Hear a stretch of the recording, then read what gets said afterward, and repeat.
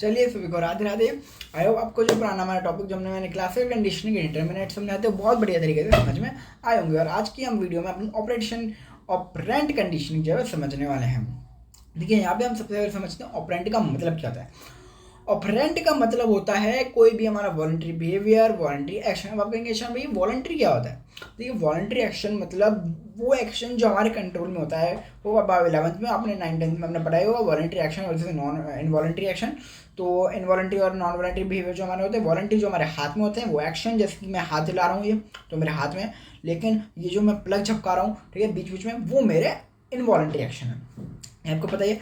तो यहाँ पे जो है हम वॉलंटरी एक्शन करते हैं किसी कंडीशन के आके, मतलब हम ऐसी कंडीशन जब क्रिएट करते हैं, इस कंडीशन में आपको ये रिस्पॉन्स करना है, इस कंडीशन में आपको रिस्पॉन्स करना है, इसको हम बोलते हैं ऑपरेंट कंडीशन। लेकिन जो वो रिस्पॉन्स होगा इस कंडीशन में आपको ये रिस्पॉन्स करना है, लेकिन जो रिस्पॉन्स होगा वो वॉलंटरी होगा, वो आपके हाथ में होगा, आप करना चाहो या ना करना चाहो वो आपके हाथ में। तो उसको हम बोलते हैं ऑपरेंट कंडीशनिंग। और अब मतलब ऑपरेंट का आप मीनिंग लिख लीजिएगा आपने बढ़िया से, वॉलंटरी बिहेवियर, ठीक है, मतलब ऐसा बिहेवियर या रिस्पॉन्स जो आपके कंट्रोल में। ये एक लाइन लिख लो पूरी, वॉलंटरी बिहेवियर और ऐसा बिहेवियर रिस्पॉन्स जो आपके कंट्रोल में है। और इंस्ट्रूमेंटल इंस्ट्रूमेंटल मतलब कि मतलब अगर एक इवेंट हो रहा है ना, अगर एक चीज़ हो रही है तो उसकी वजह से दूसरी चीज़ हो रही है। जी हाँ, और वो बहुत, अगर आपको अरे शान भैया तुमने पहले भी पढ़ा था उसमें पढ़ा था तो हमने नहीं, देखो आप यहाँ पे और आपको अच्छे से यहाँ पे अभी आपको क्लियर होने वाला है। मैं आपको प्रॉपर जो है एग्जांपल देके अभी समझाऊंगा और आपको अच्छे से क्लियर वो हो जाएगा। जी हाँ, चलिए तो शुरू करते हैं। देखिए ये जो कंडीशन का सबसे पहले इन्वेस्टिगेटेड करी थी बीएफ स्किनर, उसको करा था इवानवी पी ब्लॉव ने करा था, और इसको बीएफ स्किनर में करा था, ठीक है। और जहाँ पे इन्होंने एक्सपेरिमेंट करा था उसके लिए जो बॉक्स यूज़ करा था उसको स्किनर बॉक्स भी कहा जाता है, जैसे कि मैंने नीचे अंडरलाइन करा हुआ है। ओके, तो यहाँ पे वही लिखा है कि ऑपरेंट्स आर दोज बिहेवियर्स और responses which are emitted by animals and human beings voluntary and they are under their control. कि ऑपरेंट वो बिहेवियर्स होते हैं जो कि ह्यूमंस बीइंग्स और एनिमल्स के द्वारा किए जाते हैं और वो वॉलंटरी होते हैं, मतलब वो उनके अंडर कंट्रोल में होते हैं, वो उनको कंट्रोल कर सकते हैं, ठीक है। अब सिंपली देखते हैं भाई उन्होंने क्या एक्सपेरिमेंट कंडक्ट किया था, ठीक है, ये अपन देखते हैं। ये देखिए अगर मैं कहूँ ना आपसे कहाँ से कहाँ तक है, ये वाला पार्ट तो ये सारा एग्जाम्पल का है, ठीक है। और ये जो आप यहाँ से लेके यहाँ तक देख रहे हो ये वाला पार्ट भी आपका जो है वो एग्जाम्पल का है, ठीक है। मैं आपको इसको सिंपल जो है अपनी हिंदी में एक्सप्लेन कर देता हूँ। देखिए क्या होता है, तो इसमें एक ना बॉक्स लेते हैं जिसका नाम आपको बताइए, इस बॉक्स का क्या नाम है, स्कैनर बॉक्स। और इसमें एक चूहे को जो है वो छोड़ दिया जाता है। अब यहाँ पे क्या जाता है, यहाँ पे एक लेवर जो है वो बनाया जाता है, जैसे कि आप देख सकते हो ये एक लेवर है, ठीक है, इसको एक लेवर बनाया गया। और यहाँ पे क्या गया, एक ना प्लेट लाई गई, ये हमारी प्लेट। तो जब भी ये चूहा इस लेवर को प्रेस करता था ना तो इस प्लेट में फूड आता था। क्या आता था, फूड आता था। अच्छा, अब क्या हुआ कि इस चूहे को छोड़ दिया गया इस बॉक्स में। अब ये जब इधर उधर घूम रहा है, क्या होता है, चूहे तो होते ही ऐसे हैं भैया ना, अपने नेचर में बहुत उछल कूद करने वाले। तो एक सेकेंड, घूम रहा है।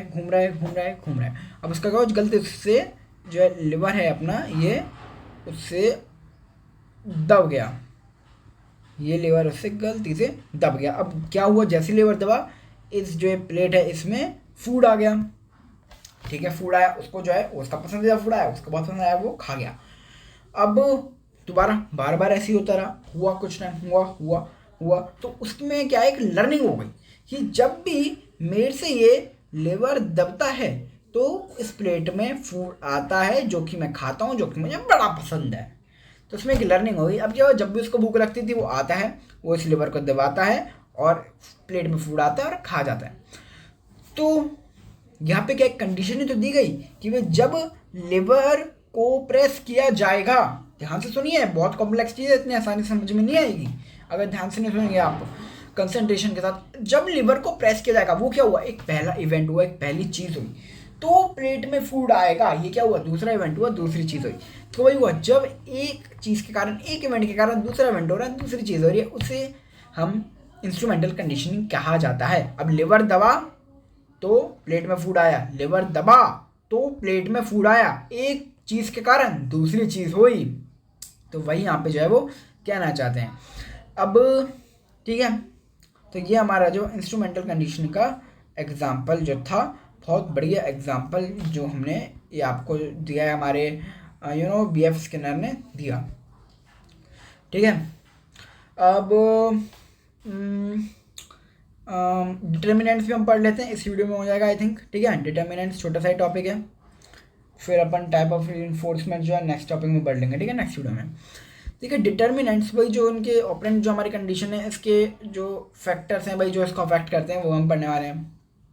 ठीक है, तो देखिए इसके लिए ना आप तो एक तो मैं बताऊँ, आप यहाँ से लेके ये पूरा तो अंडरलाइन कर ही लेने का। ठीक है, और साथ ही में यहाँ से लेके आप अंडरलाइन कर लो अपने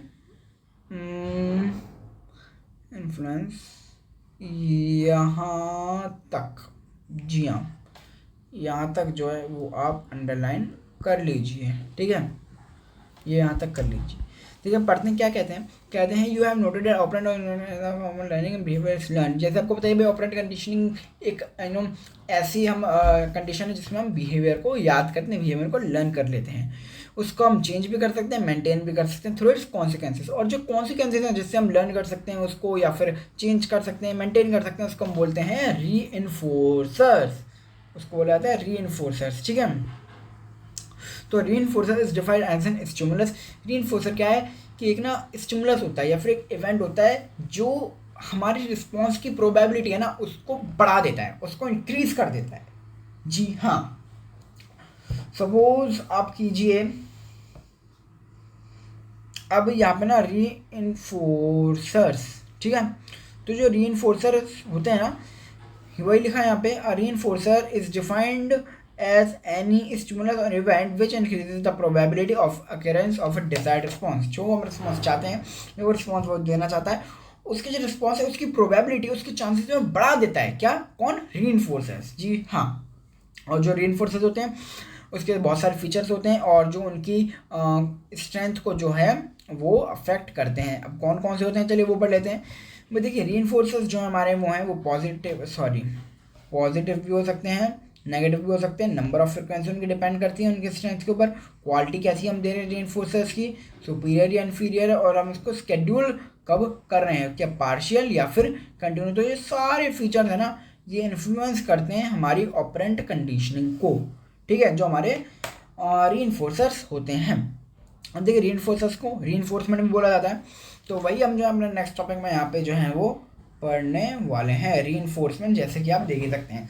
आई होप आपको बहुत अच्छे से यहाँ पे समझ में आया होगा। ये वीडियो थोड़ी बड़ी हो जाएगी, इसलिए जो है मैंने इस पर इतना ही समझा। नेक्स्ट वीडियो आप इसके बाद ही आ गई होगी, देख सकते हैं यहाँ पे अपने यूट्यूब चैनल पे जाके मेरे, तो आपको मिल जाएगी टाइप्स ऑफ रीइंफोर्सर्स के, रीइंफोर्समेंट के ऊपर। सो आई होप आपको वीडियो अच्छी लगी, तो अगर अच्छी लगी तो उसको लाइक करिए, अपने फ्रेंड्स के साथ शेयर करिए, मेरे चैनल को सब्सक्राइब करिए ऐसी ही मोर और अपनी साइकोलॉजी की वीडियोज़ के लिए। तब तक के लिए राधे राधे।